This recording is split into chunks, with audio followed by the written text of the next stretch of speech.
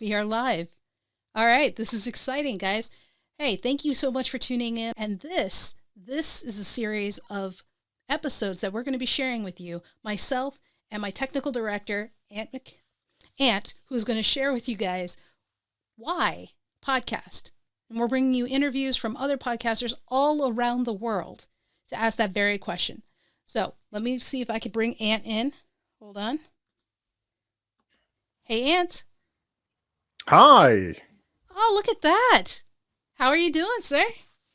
I'm doing really good. It's a little bit later here in the UK, but lovely to be here and see you. And also, this is kind of me out of my comfort zone because I'm used to everything being pure audio. So the whole video side of things makes me a little bit nervous, but you're in charge of that. So, yeah. But we're trying new things. That's the whole point of this, guys, is Ant and I actually became friends. It's been 4 years now, Ant? Yeah, it was a podcast movement in Anaheim in Florida, and I'd flown out, I'd arrived the night before, didn't know anybody, hadn't met anyone.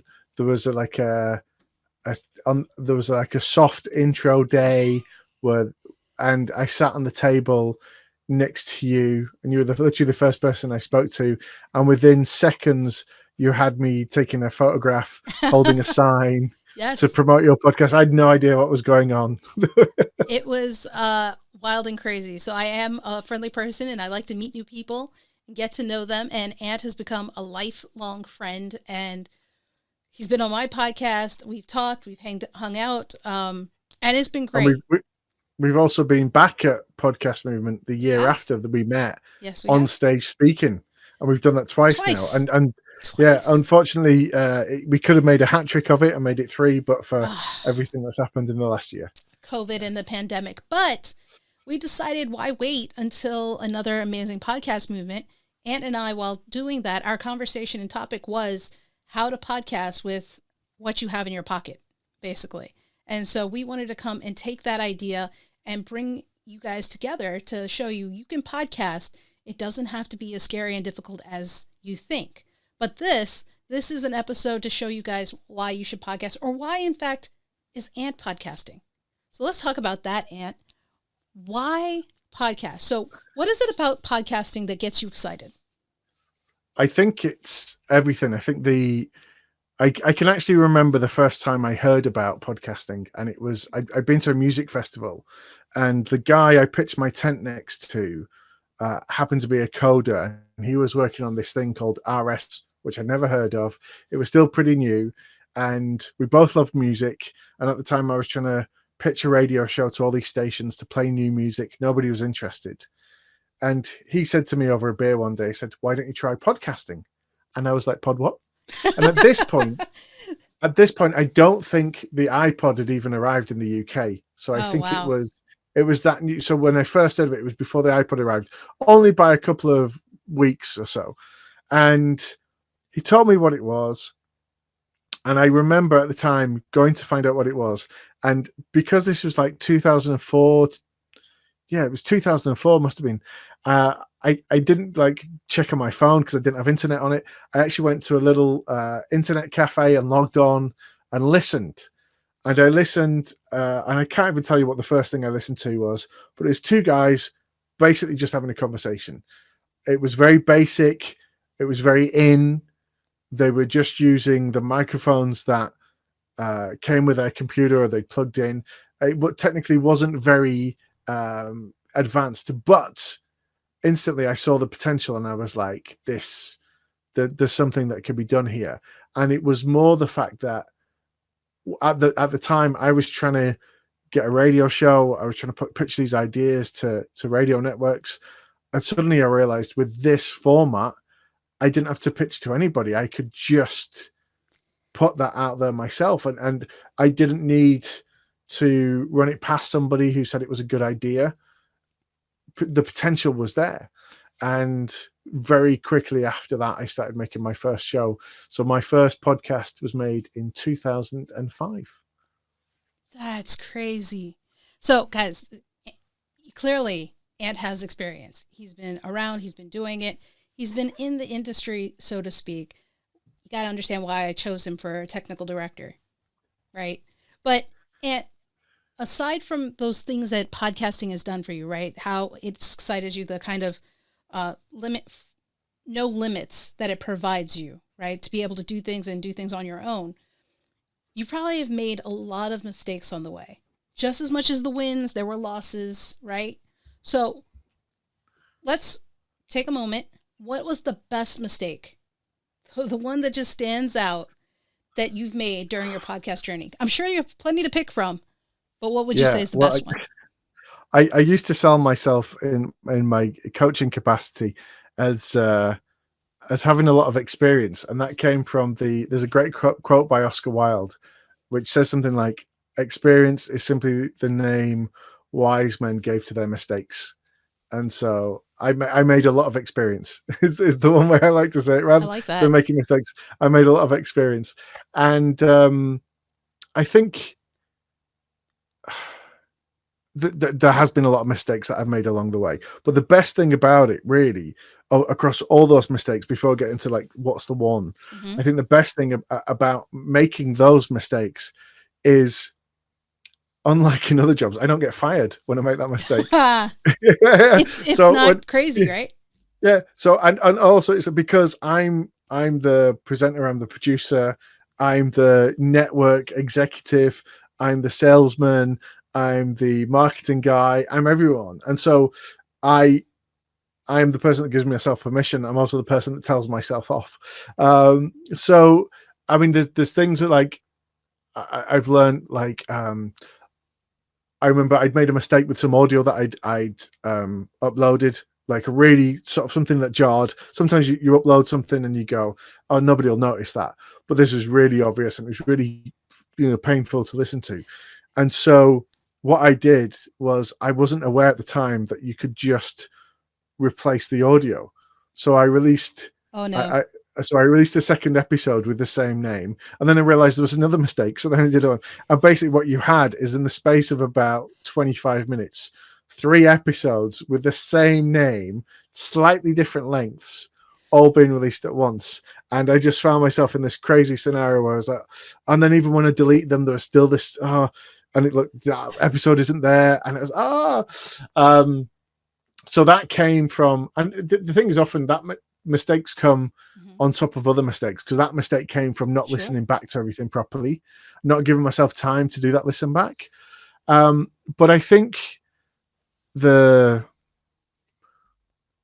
yeah, there's always something good in those mistakes, and sometimes those the real things I struggle with are not the ones that are obviously a mistake. I think that the mistake that I'm most guilty of is thinking that it's finished when I hit publish.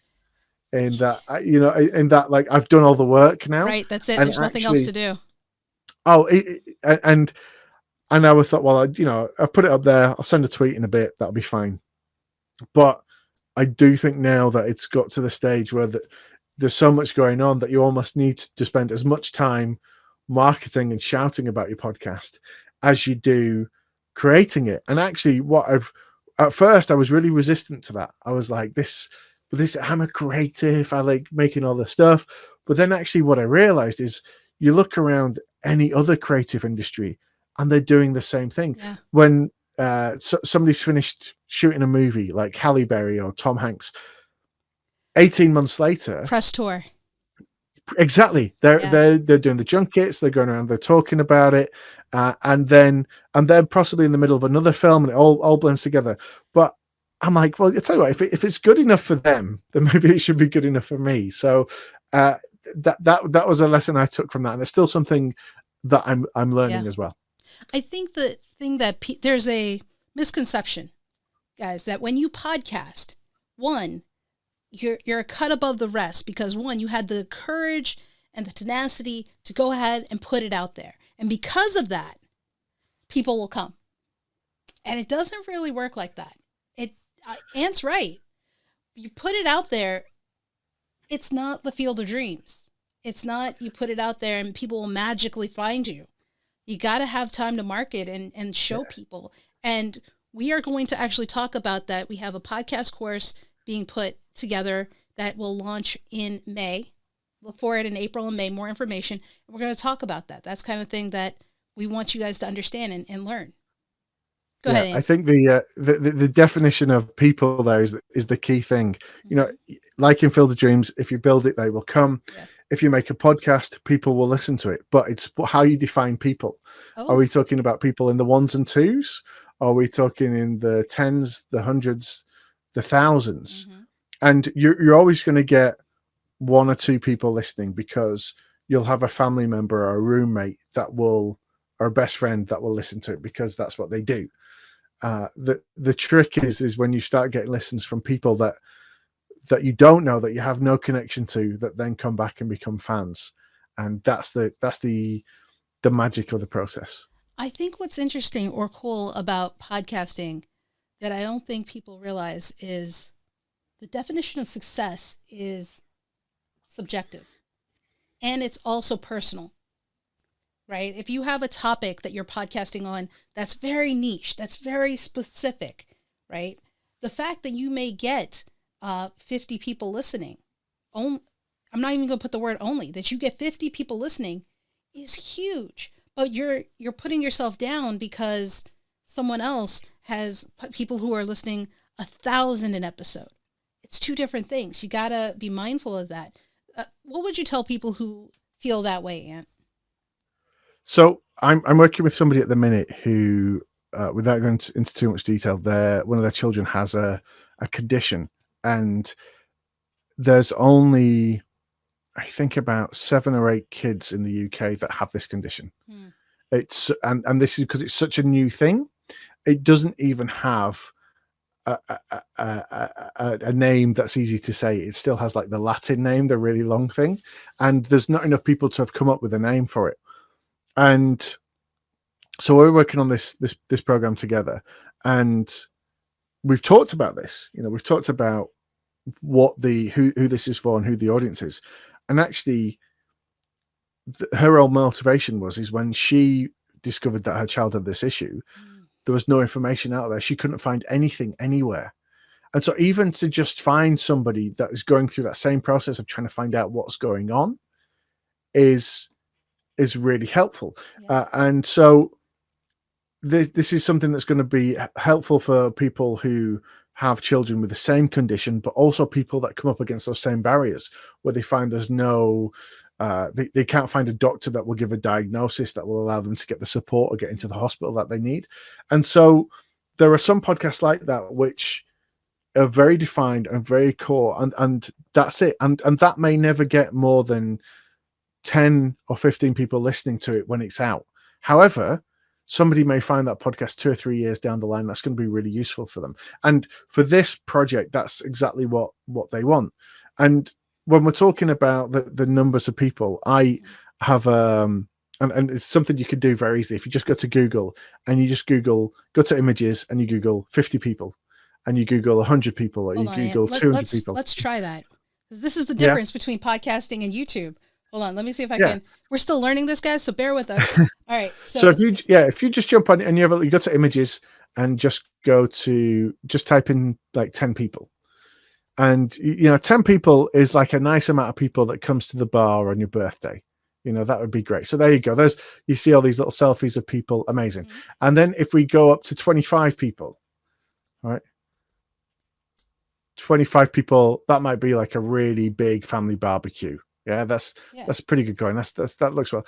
And then you hit up to like 50 people, 100 people, and just feel free and start going through all these, and you start to see this is what 50 people actually look like. And I think what happens is when people look at the financial, they look at it almost like a financial thing. They go, "Oh, if you've only got $50 in your bank account, £50 in your bank account, you're like, oh, that's not good."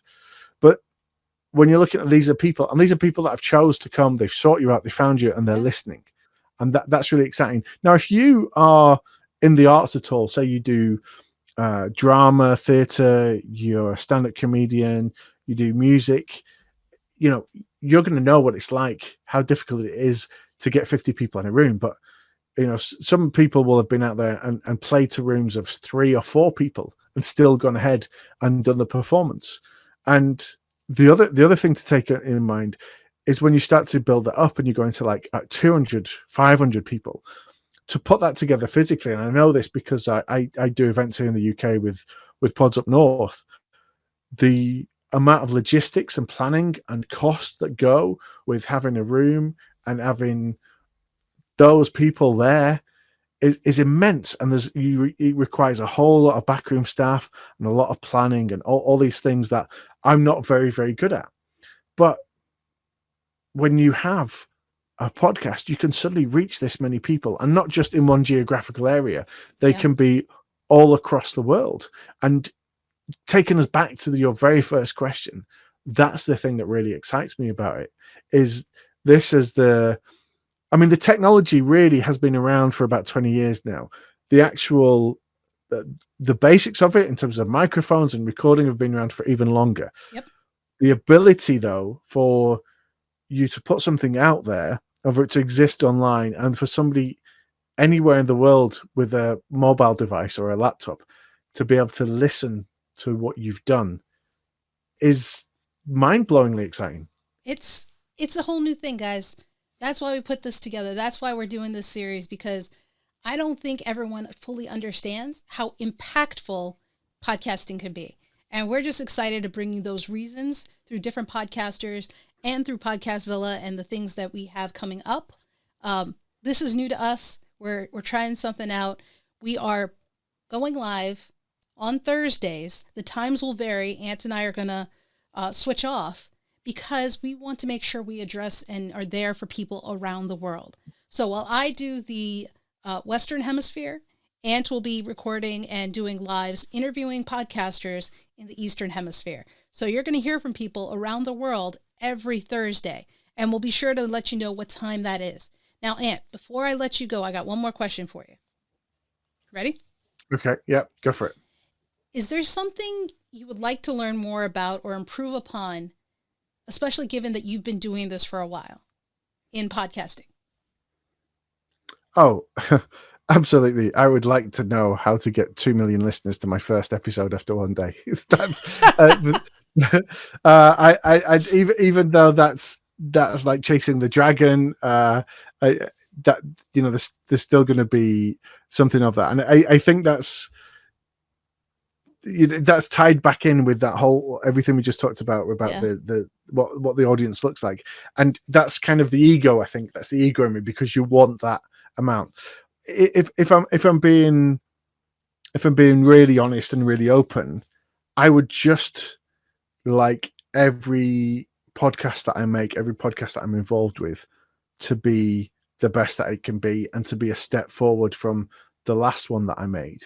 And I think it is by default, but I'm always really excited to find out something new or add something to it. I've been experimenting recently with playing around with the sound, switching from left and right, just the basics of stereo and how that can have an impact on what's happening. But I'm excited about doing things like taking it out of a studio. Like, I've spent a year in lockdown recording in my bedroom, and I'm excited to get out and do recordings, like, in a field somewhere on top of a mountain. Yeah. And to be able to, like, not just record it there and then bring it back to the studio, but using apps and technology to be able to, like, actually make the podcast there and send it out. So those kinds of things, and also this side of things as well, the capturing it on video, which is new for me as well. That's something I want to get better with. Guys, there's so much possibility to podcasting. It's a very personal journey. Mine is different from what Ant went through.